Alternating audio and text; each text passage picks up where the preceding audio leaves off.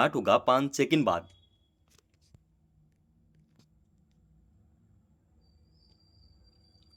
Star.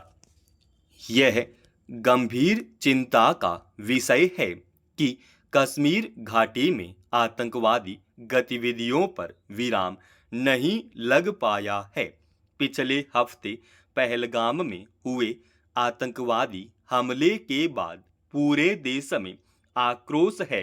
दुनिया के बहुत सारे देशों ने इसकी निंदा की है। उस हमले में 26 लोग मारे गए। इसकी प्रतिक्रिया में भारत सरकार ने पाकिस्तान के खिलाफ सख्त कदम उठाए हैं। कश्मीर घाटी में सुरक्षा व्यवस्था चौकस कर दी गई है। पूरे कश्मीर ने इस घटना के विरोध में बंद रखा और आतंकवाद के खिलाफ जगह जगह जुलूस निकाले गए। इसके बावजूद घाटी में अगर आतंकवादियों के मंसूबे कमजोर नहीं पड़े हैं तो स्वाभाविक ही सुरक्षा इंतजाम को लेकर फिर से सवाल सिर उठाने लगे हैं। गौरतलब है कि कुपवाड़ा में संदिग्ध आतंकवादियों ने एक समाज सेवक के घर में घुसकर उसे गोली मार दी। छिपी बात नहीं है कि घाटी में आतंकवादी हमलों के पीछे पाकिस्तान का हाथ है। हालांकि वह बार बार अपने को पाक साफ साबित करने की कोशिश करता है। भारत के प्रति सहयोग का दिखावा भी करता है, पर दुनिया की नज़रों से उसकी हकीकत छिपी नहीं है। पहलगाम के बाद कुपवाड़ा में इस तरह घर में घुसकर हमला करने के पीछे दहशतगर्दों की मंशा साफ है। वे संदेश देना चाहते हैं कि उनके मंसूबे कमजोर नहीं पड़े हैं, मगर सवाल है कि वहां तैनात खुफिया एजेंसियों और सुरक्षा बलों से क्यों और कैसे चूक हो रही है कि वे आतंकवादियों की साजिशों को समय रहते समझ नहीं पा रहे। पहलगाम हमले के पीछे बड़ा कारण सुरक्षा इंतजाम में घोर लापरवाही थी। इसके लिए सरकार ने सर्वदलीय बैठक में अफसोस भी जताया और उसे तुरंत दुरुस्त कर लेने का आश्वासन दिया। इस वक्त वहां राष्ट्रीय सुरक्षा एजेंसी घटना की जांच में जुटी है। पूरी घाटी में सुरक्षा बलों की संख्या बढ़ा दी गई है। खुफिया एजेंसियां चौकस हैं।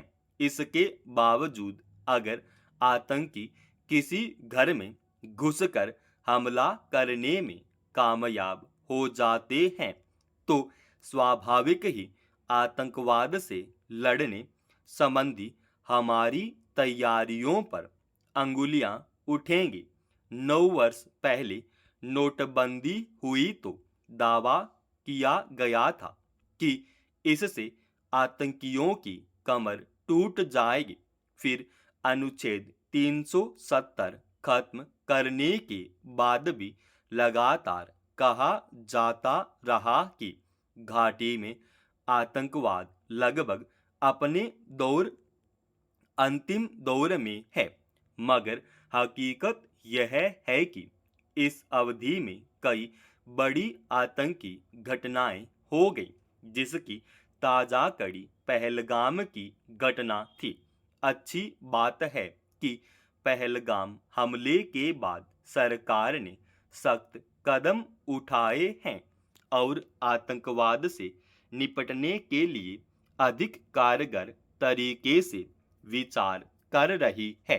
मगर अब तक के अनुभवों से जाहिर है कि आतंकवादी संगठनों को खत्म करने की कोई भी रणनीति अब तक कारगर साबित नहीं हो पाई है। पहलगाम हमले के बाद आम जनभावना यही है कि दहशतगर्दी को पोषने वाले पाकिस्तान के खिलाफ कोई निर्णायक सख्त कदम उठाया जाए। स्पष्ट है कि वहां की सेना आतंकवादियों को प्रशिक्षण और संरक्षण देती है। वह खुद को वहां के हुक्मरान से ऊपर समझने लगी है और अपनी समांतर सत्ता चलाती है। ऐसे में केवल सियासी पहलकदमी नहीं, सीमा पार चल रहे आतंकी ठिकानों को खत्म करने की रणनीति भी बनानी होगी। मगर पहले अपने सुरक्षा घेरे को अवैध और खुफिया तंत्र को अचूक बनाने की सख्त जरूरत है।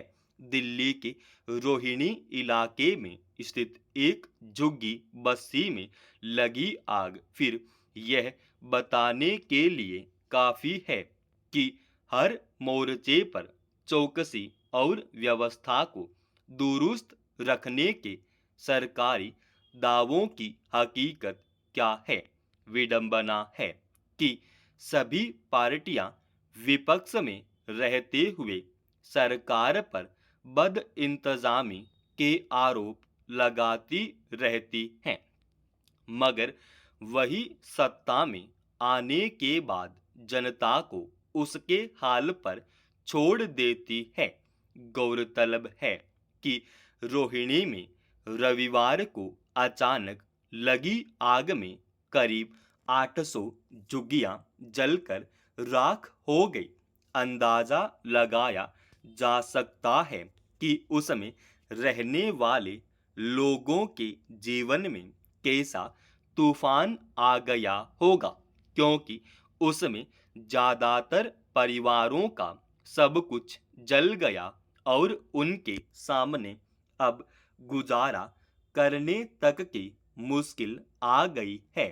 खबरों के मुताबिक सूचना दिए जाने के बावजूद अग्निशमन सेवा के वाहन काफी देर से पहुंचे, जिससे आग की भयावहता और बढ़ गई।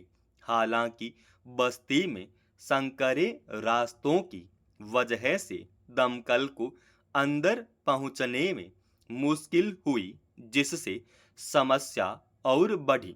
सवाल है कि जिस वक्त ऐसी झुग्गी बस्तियां बस रही होती हैं, उस समय वे सरकारी महकमे क्या कर रहे होते हैं, जो आग लगने के बड़े हादसों के बाद व्यवस्थागत कारणों का लेखा जोखा पेश करते हैं। ऐसी बस्तियों में आने जाने के रास्ते, बिजली, पानी का प्रबंध किसी बड़े हादसे के वक्त आग बुझाने या अन्य तरीकों से मदद पहुंचाने के उपायों को लेकर शायद ही कभी उनमें कोई सरोकार देखा जाता है। यह बेवजह नहीं है कि गरीब वंचित तबकों के लोगों की रिहाइश पर हर वक्त खतरा मंडराता रहता है। किसी भी हादसे का सबक यह होना चाहिए कि भविष्य के लिए ऐसे इंतजाम किए जाएं ताकि उस तरह की घटना फिर से न हो। विडंबना यह है कि दिल्ली में आए दिन किसी न किसी इलाके में आग लगने और उसमें भारी नुकसान की खबरें आती रहती हैं और हर बार उसकी जड़ में आमतौर पर संबंधित महकमों की लापरवाही होती है। अगर आग लगने की स्थिति में बचाव के इंतजाम सुनिश्चित कर दिए जाएं, तो समय समय पर उसका निरीक्षण हो तो बड़े हादसों से बचा जा सकता है। समाप्त।